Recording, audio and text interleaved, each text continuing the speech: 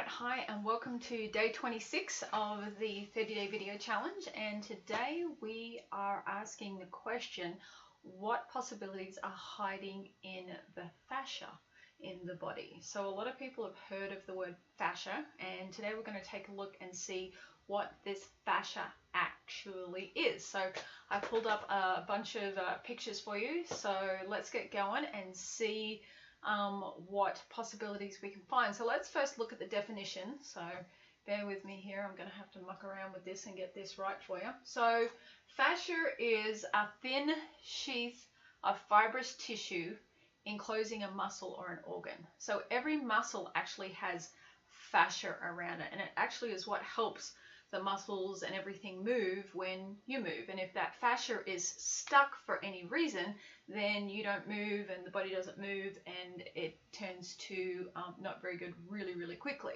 So it's that thin sheath of fibrous tissue that encloses the muscle, but they also enclose the organs as well. But I'm mainly going to be focusing on the muscles. So let's go and have a look and see what we got. So let's move this over. So this is what it looks like. So you've got the skin here, you've got the muscle tissue here, you've got the blood supply, and right in here is going to be what your fascia looks like. And if that gets knotted up or tight for any reason, then you don't move properly. And you can actually see it when people walk in their bodies. You can see part of their body moving nicely, and another part of their body just doesn't flow nicely. So one of the things with my dad being a chiropractor we used to do is we used to go to the mall and we would just sit there and people watch, and Dad would go,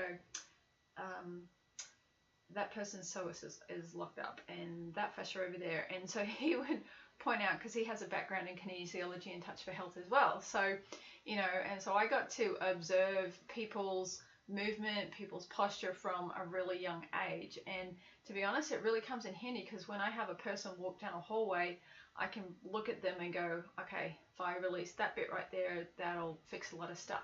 So this is what you're looking at when you're, now with your fascia, you have to remember that there's a deep layer and a superficial layer. So let's see what else we've got for you.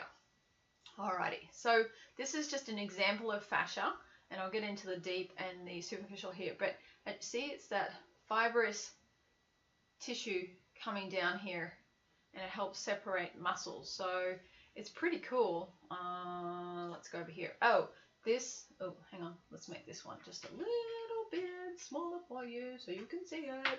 So this looks like a lot of information, but let's just break it down. So you actually have a deep frontal line, but then you've also got superficial lines as well. So this is actually the spiral line. It comes from the foot and actually spirals up the side of the body, across the rib cage, and up into here. So all of these lines of myofascial are really important, because if any of them get locked, it's like if you have a cling wrap or glad wrap and you tweak a bit of it, well then the whole thing is tweaked. So it's tweaked down here, it's tweaked up here. So usually if it's sore somewhere, I'll look above and below it at the fascia and see what's going on, and usually one or the other, the top or the bottom, will be very painful. And so we get in there and release it, and the body's happy again. So, you know, look at your arm line, all those baseball players, football players who are throwing. You've got to get in there and make sure that arm line is correct. Soccer players for the spiral line, and also your superficial frontal and your back. But look at these ones here. You've got that inside of the leg. Soccer players use that a lot. And then you've also got that lateral line as well. So for running, so see the ones on the ribs? These are the ones that are most fascinating to me, because if there is a knock or a fall, and it doesn't have to be a really big one, it can actually just knock that rib cage off just a bit, and it'll take that fascia with it. So, you know, when I'm looking at the body, I look at the whole body, and I usually start at that rib cage, because if that rib cage is just tweaked just a little bit, it can set off the whole body. And if you have a look here, you've got this line here, and for any of those women who have C-sections, look at this fascia right across here where they cut you to get that baby out. So you need to make sure that that heals. And then you've got this superficial back line right here. It goes right up through the glutes, right up through that back. So if you have back pain or leg pain, you really need to get in and look at these fascial lines and get them released. You got shoulder stuff going on, neck stuff, arm stuff going on. You got to get in here and release all this fascia here. You got rib stuff going on. I mean, feet stuff.